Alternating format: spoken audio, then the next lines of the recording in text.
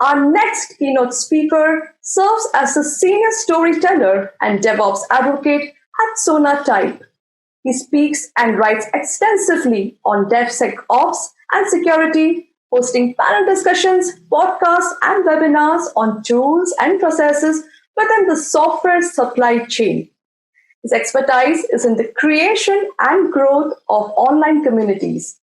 He is the executive producer of the OWASP 24/7 podcast series and is also the co-producer of the world's largest online DevOps conference, All Day DevOps. And now he'll be sharing his thoughts on making the case for DevSecOps. Ladies and gentlemen, I'm very pleased to bring to your screens none other than Mr. Mark Miller. Hi, I'm Mark Miller, co-founder of All Day DevOps, senior storyteller at Sonatype, and I'm very happy to be here with the DevOps India Summit 2020. Stories. Now, that's what I like to talk about with you today. Incremental growth through stories. How can you develop a story that will make a change in how your team works and how people perceive their role in your story? Making the transition to DevOps or DevSecOps mindset is hard. We have to reprogram how we have learned to work. We need stories to help us visualize and keep us on the correct path using the examples of those who have gone before us. I'd like to introduce a few of these ideas and patterns to you and give you a foundation for starting your own story. I was recently doing a quick reread of Clay Shirky's 2011 book, Cognitive Surplus. In the early 1700s, he says, the beginning of the Industrial Revolution was a confusing time. Work, and thus the population, moved following the promise of work. I mean, people heard there was work, so they followed the promise of work. And in less than 100 years, London doubled its population. The problem of the population following the work is that it didn't teach the agrarians how to do the industrial work. An entirely new way of working had to be learned in order to take advantage of and find new ways to participate in this new culture. Many people were not able to make that transition. As he described the transition of mankind from an agricultural society into an industrial one, the thought struck me that we're living through that same type of transition when it comes to technology development and DevOps. In the next half hour or so, I want to help you find your way and your place in the DevOps story and the DevSecOps story. Finding your role will give you the most emotional leverage to instigate change towards a new way of working. Let's work together to find the markers in the path that will move you to the beginning of the next phase of your journey. We'll examine together what companies have done to create more efficient developer pipelines, why security is an essential part of that pipeline, and the small incremental steps you can use to start that transition from where you are right now to where you'd like to be. We'll start by pulling some ideas from the 2020 Software Supply Chain Report and the 2020 DevSecOps Community Survey to find the transformational patterns of high-performance companies. We'll then look at how you personally might consider implementing some of those ideas into your workflow, into your story, looking specifically at examples featuring security in open source software. When I saw this slide the first time, I just realized how important this set of numbers are if you use it as a template, because it gives 5 measurements of how your company compares against the high-performing ones. I would venture to guess that low-performing companies aren't even aware of these metrics. It would be worthwhile to talk this over with your team and determine a baseline for each of these. As an example, if a high-performance company is 26 times faster in detection of components with a known vulnerability, where do you have it in place that will help you with that type of detection? Look at each one of these metrics and see how you would measure it against these current outcomes. When evaluating open source components and frameworks, here's 7 criteria to use to help decide which is the best choice. How often is a commit made to a project? The more often the commit, the more stable the project. Are a lot of people using this project? That's a good indication that it's doing what it's needed. Evaluate not just the project, but the dependencies in the projects to see if they're out of date. And then faster mean time to update is a huge indicator of the security of a project. Dependencies are overlooked by most when evaluating a project. The less dependencies, the easier to maintain. Check the size of the development team. The more on the team, the less likely the project is to be orphaned. Finally, evaluate the release schedule. The more often and regular, the better. This is the type of evaluation you need to do when you're using open source components and you're pulling them into your projects and your applications. What's your team's main motivation to implement security controls? Check this out. Executives are 2 times more likely to see security as a competitive advantage. Think about that. It's a competitive advantage to be more secure. Then, where do you fit in this pattern? If you're deploying less than once a week, you might consider how you can adjust your processes and systems for more frequent deployment. 55% deploy at least once a week. These are the high achievers. These are the companies that you want to develop patterns from. Think of efficient remediation as a competitive advantage. You can be ahead of 51% of your competition by updating your systems in less than a week after a vulnerability event announcement or discovery. 51% jump on your competition. This chart speaks for itself. Think about it. If you downloaded 100 components for your project, and 10 of those components have known vulnerabilities, how secure can your software be? And I would venture to guess that you and your company are downloading many more than 100 components. This is relatively new when you think about the history of DevOps. Do you keep a full software bill of materials? Usually when we go in and we look at, people call us in to look at the company, and they say, yeah, we do have a software bill of materials. Where is it?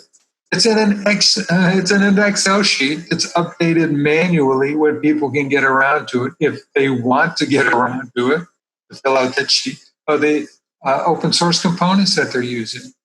We need to figure out a way to automate the process that creates the software bill of materials. Mature DevOps practices, 2 times more likely to have that. This is one of the criteria that you can use to become one of those exemplar companies. Then, are security tools properly integrated within your team's development pipeline? Look at the difference here. When you say yes for the mature companies, and we're looking at, in many cases, double the efficiency by having security tools integrated in, not as a standalone process for a security team, but integration of those solutions into the developer's tool set. And what security tools do you and your team use? Look what's highlighted there. These are the ones that every exemplary high-performance company says that they have in their stack. Are you looking on that? Go back and check your developer stack. What are you using as security teams? What are you using for your security with your teams? The final slide I want to show in this section is this one, because what we're looking for is try to move you to the top right. We want you to become a high performer. We want your company to be a high performer. And you do that by evaluating the productivity of the developer team and Then we look at the risk management up as you go up higher on the left. So the farther you move to the right, the better you're going to be as far as a high performance. Productivity does not mean versus security. Let's take a breath here and move on to the next section. Daniel Kahneman is one of the people that I love when I read his stuff. So one of the things that he said is numbers don't make changes. Stories do. And I realize that Kahneman is a psychologist and he won the Nobel Prize for talking like this. So let's take him at his word. No one ever made a decision because of a number. They need a story. That's interesting. Think about it. Yes, we go through numbers all day long. People ask for numbers, but there needs to be a story attached to that number in order to make it have an immediate impact and get the decision that you're looking for. So let's talk about how to begin your story. What are you measuring? Here's where your story starts. What are you measuring? What are you trying to get across and why? An example of this is in 1980s. Covert Bailey was one of the high-profile fitness gurus at the time. He published a book called Fit or Fat. And his premise was that measuring BMI, measuring body mass index, was a better indicator of improved health than tracking weight loss. At the time, I owned a performing arts theater, and Covert came to speak. During the talk, he told us a story about how people were measuring their progress and that most of the time they were measuring the right thing, but interpreting it in the wrong way. There was a woman who had dropped multiple dress sizes, but quit the program because she hadn't lost any weight. She was measuring her progress as weight loss when the program was measuring BMI. So think about what you're measuring and why, and make sure that everybody is understanding what the purpose of that measurement is. The high performance companies display great results when they're measuring what matters. So here's 5 things. I mean, if you got a notebook on, write these down real quick to see where you can think about making changes and creating a story for your team to implement the changes here. High performance teams are 15 times more likely to have frequent deployments, 26 times faster detection of vulnerable OSS components, 26 times faster remediation of vulnerable OSS components, 5.7 times less time required for developers to be productive when switching teams. Here's 26 times less time to approve a new OSS dependency for use. Now, I know I read through those, but you're going to get this slide deck at the end of the presentation. I want you to go back and refer to these. These are 5 measurements that you want to think about it. How are you going to make movement in each of these? Progress is something that should be tracked daily, but measured weekly or monthly. There's a tendency in many people to quit when progress isn't visible. We need to make incremental change visible on a weekly, monthly, or quarterly basis by aggregating the daily incremental gains. If you analyze daily, progress won't be visible. Daily analysis of incremental changes leads to frustration, a negative emotional response that nothing is happening. The aggregate total of incremental gain needs to align with the desired outcome, or else you'll conclude the system's not working. As an example, when you choose to implement an open source security process by measuring the amount of open source components being scanned each day, the real measurement should be to determine how much more secure your systems have become, not how many components you've scanned. The component count is nothing more than the visual indicator of the consistency of the process. Which brings me to James Clear, which I love his book. If you haven't read Atomic Habits yet, fall in love with the process. not the goal. The process of incremental change is what's going to get you there. Goals can be used to focus your direction, but you have to work on your processes in order to see the movement towards your goal. Set your goal and then focus on your systems and processes, verifying that each change to the system moves you closer to the goal. As James Clear says, fall in love with the process, not the goal. I want to talk a little bit now about risk aversion versus security strategy. And this comes directly from Daniel Kahneman again. Kahneman and Amos Tversky made a fascinating observation when working on their award-winning research for prospect theory. They observed that the emotional response to a potential loss is twice as powerful as the response to a potential gain in mathematical terms. Losing $100 has the same emotional impact as gaining $200. Think about that when you're creating your story. We have an emotional, natural instinct to be afraid of loss more than we are the profit from gain. It's no wonder we have such a difficult time moving forward, transforming a culture into a new way of working. The fear of loss is a built-in natural response. It's part of being human. We need to find ways to show that not implementing the solution is a loss. Tools and analysis help identify what to change. Planning outlines how to change. Vision defines what the outcome looks like. So there's your 3 steps. Using metrics to show your team how they benefit from the transformation caused by change is the typical way to get buy-in. The more the potential gain, savings in time, more secure software, etc., the more likely you'll get buy-in is the thought that we mainly work with. However, if we apply Kahneman and Tversky's discovery, we should talk about what we will lose by not applying our newfound knowledge. It's not what we gain, it's what we can potentially lose. Another one of my favorite authors, Eli Goldratt. I mean, this guy is just amazing. When I first read The Goal, what struck me the most was evaluate your systems to determine what your major constraints are.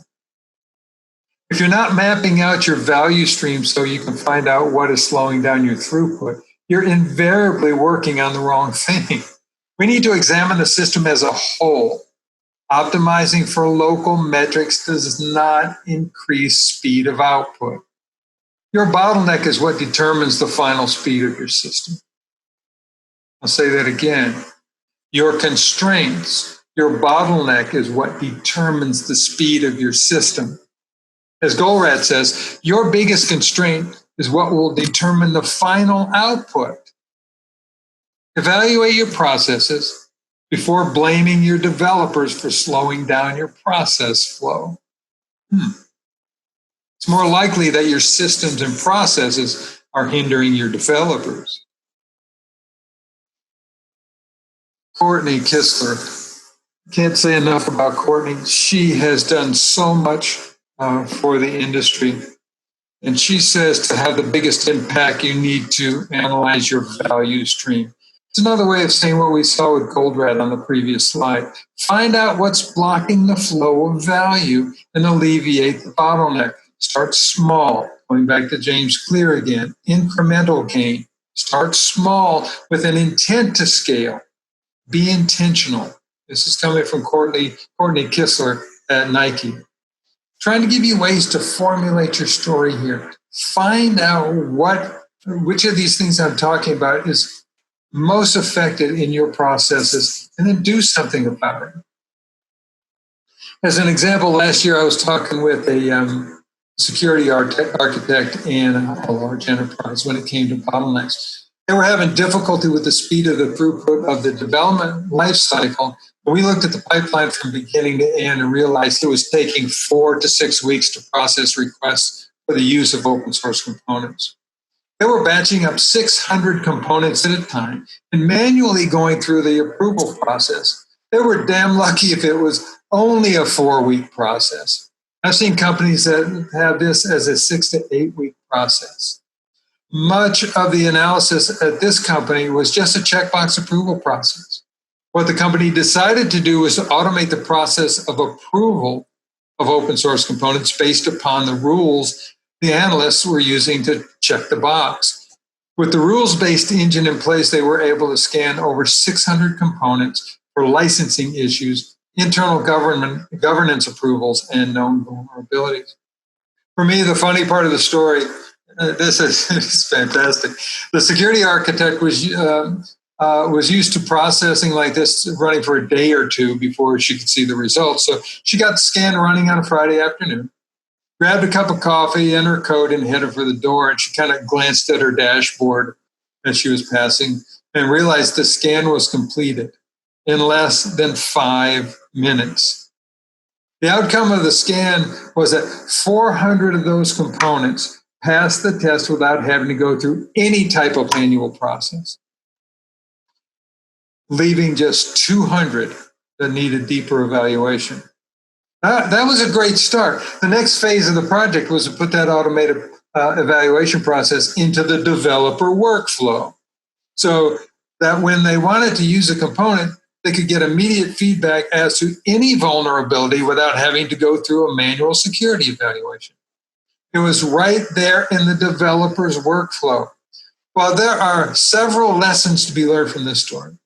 The most important is to look at the system as a whole and find the main constraint within the system. I'm broken record here. Goldratt, Kistler, Gene Kim, all the same.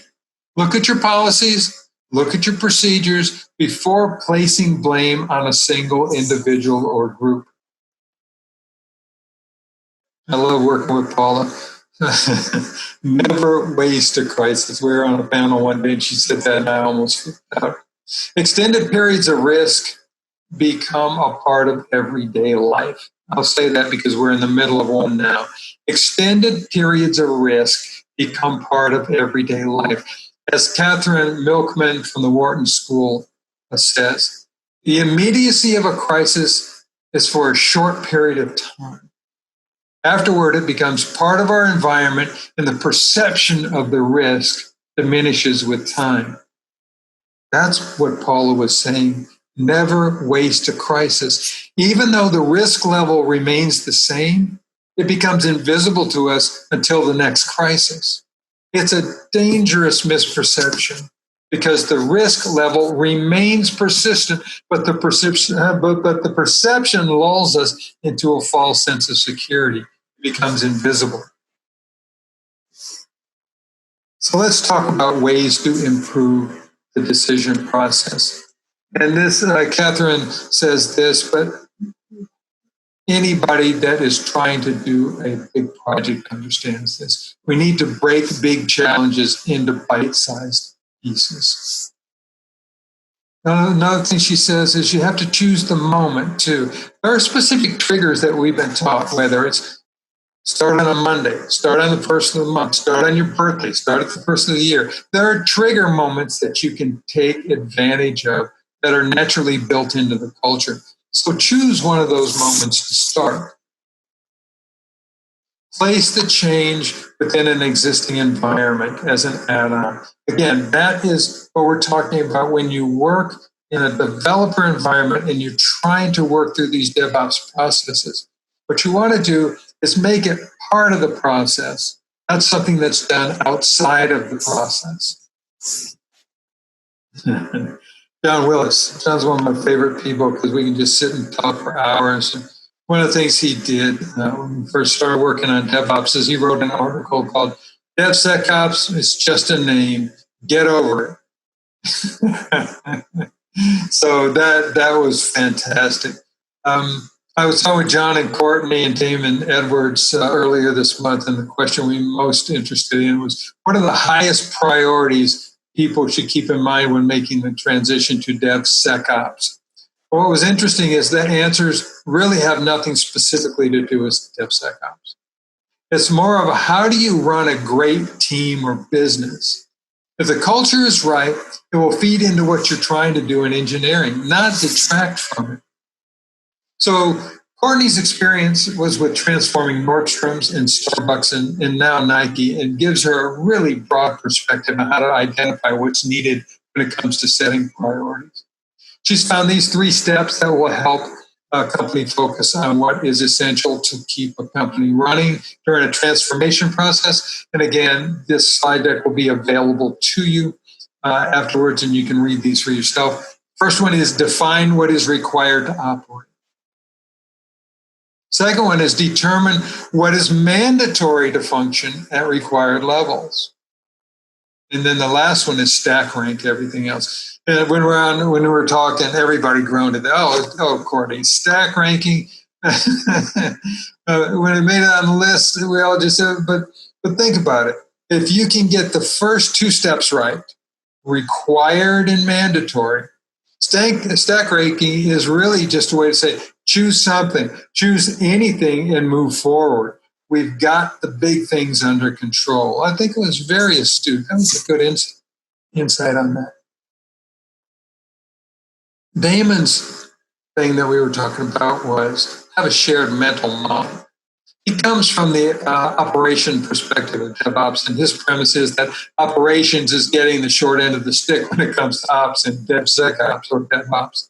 His 3 steps for making a company transition are have a shared mental model, make work visible, make sure everybody has the same model of what you're trying to do, and define your priorities. The final one is make tomorrow better than today. The third step is focus on what we're talking. That's the focus of what we're talking about today. Look back to yesterday. What small incremental change did you make that will make a lasting difference? A personal 30-second stand-up meeting with yourself each morning to evaluate what you did yesterday. That one small incremental change that put together will make a huge difference, will help determine your direction today. I've already told you a little bit about John here. John took a different approach than Courtney and Damon, and I like this one a lot because you don't hear many people about it. John suggests that looks at one of the major conflicts in DevSecOps. Dev and ops and security are seen as adversaries.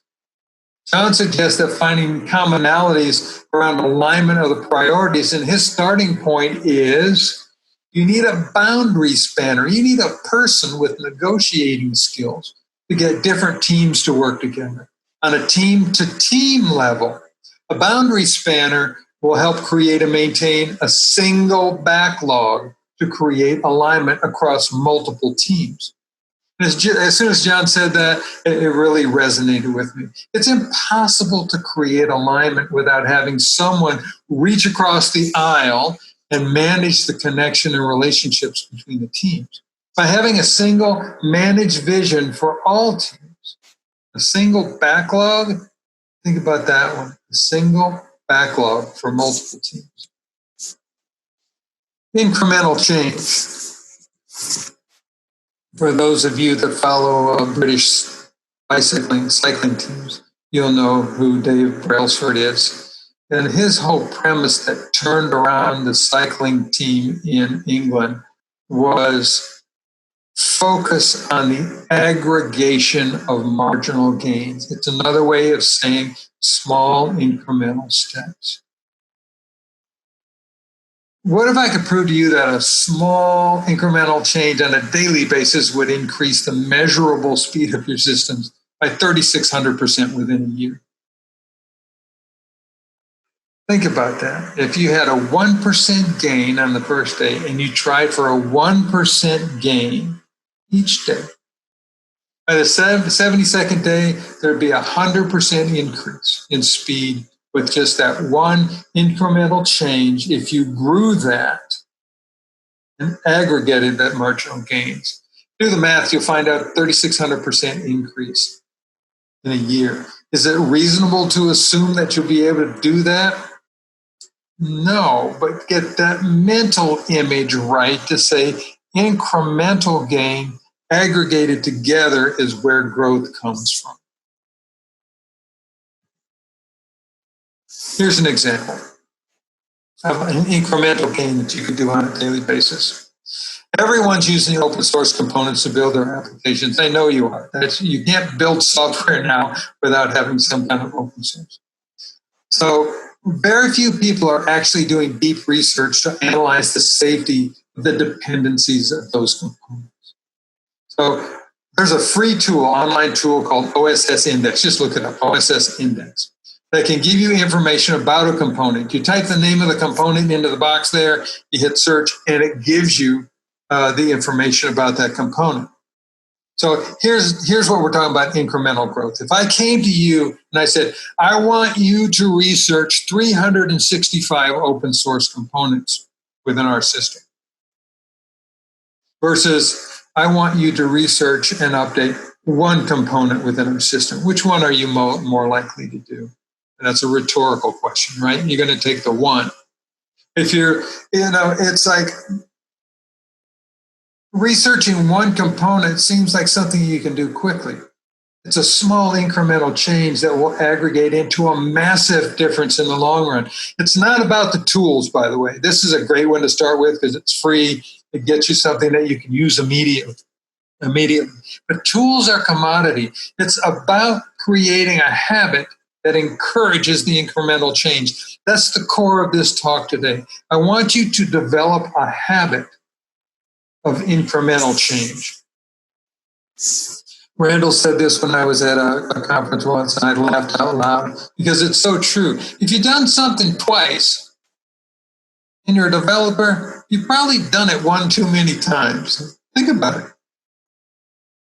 It's going to be faster to write the automation than it is going to be do this stuff manually over and over.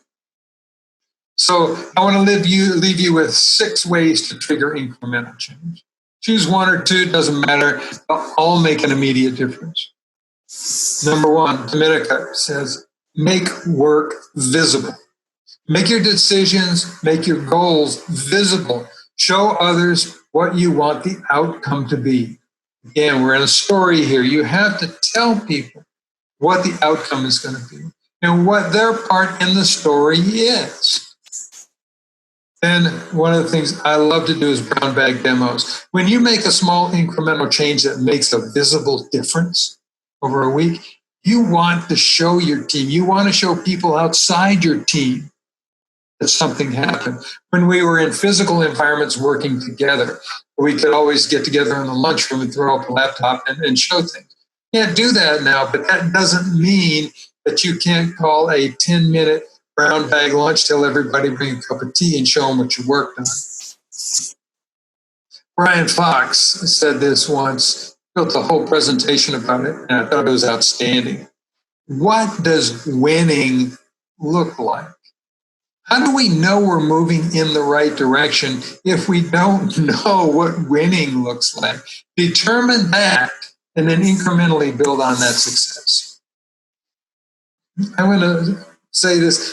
It's like, I'm into open source. If you guys know me, you've heard me talk. The idea of open source and what it's done for this industry is phenomenal. So I'm suggesting start with open source tools as an entryway and start using them and then move into the paid tools when you're ready to scale. But I almost guarantee you everybody's got some kind of trial, some kind of freemium, some way to get you to trial the tools to see if it's effective in your environment. And I like to think about the next one is goal-oriented projects versus outcome-focused teams. Have your team focused on the outcome. What one small thing did you do yesterday to move towards the desired outcome today? Again, that's Damon Edwards.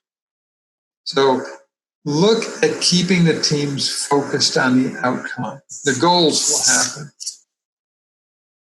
And then what James Clear does to finish this up is identify with the outcome. Meaning, think for a couple seconds here. Who has a stronger chance of quitting smoking? The person who says, no thanks, I'm trying to quit, when he's offered a cigarette, or the person who says, no thanks, I don't smoke. They may be in the same stage of quitting, but one is a much, much stronger statement than that. And that's what James is talking about here. Identify with the outcome. So the next step is up to you. I'm hoping that you took something away from the tips here. I want to leave you with some ideas, a couple of quick things here. I worked with Malachi Sherlock to build an educational system for a large enterprise. And as we were starting, it was very, very exciting. And he said, Mark, remember this feeling. You're going to need it. I'm going to leave that with you too. If you're excited right now, if you said, oh man, I got an idea, I'm going to run, remember that feeling, because there's going to be naysayers along the way. There's going to be bottlenecks. There's going to be things that get in your way. And what you're going to need to do is be able to get back to that emotional feeling that you had that got you there in the first place. You change. The world doesn't. So I want you to become an example of the change that you would like to see. Joseph Campbell is one of my favorite people. He wrote The Hero of a Thousand Faces. And he has the idea of the hero's journey, which I won't go into here, but look it up, the hero's journey. And it is fascinating because the basic premise is you go out on a journey, you make changes in yourself, and when you come back to your old environment, nothing in the old environment has changed. You have changed internally. And that's what we have to do. Incremental growth, incremental steps equals growth over time. That's a big one I'd like you to actually take away with you. So who tells your story? Remember that song from Hamilton? Who tells your story? I want you to create your story. And in the meantime, bring in your team and make them part of that story. That's how you're going to get the idea of what you're trying to get across to people, is by incorporating them into the story. One final thought here is, what will you do tomorrow? What's that one small incremental step? Write it down right now. Because you're going to be listening to a lot of other presentations today. You've got a lot of things going at the conference. But right now, while you have this in mind, write down something you think really small that you can implement tomorrow that would have an immediate difference. I'll leave you with this. Take responsibility. Give credit. That's my motto. I hope you join me with that. If you'd like a copy of this presentation, send me an email at info@devsecopsdays.com. That's days plural, by the way. And I've got my auto reply on, so it will give you this deck, and it will give you a link to all the resources that I talked about today. All right? So thank you so much for coming. I hope you enjoy it. Please enjoy the rest of the conference. And I look forward to meeting you next time at a live conference, hopefully all together. All right, take care. Be safe.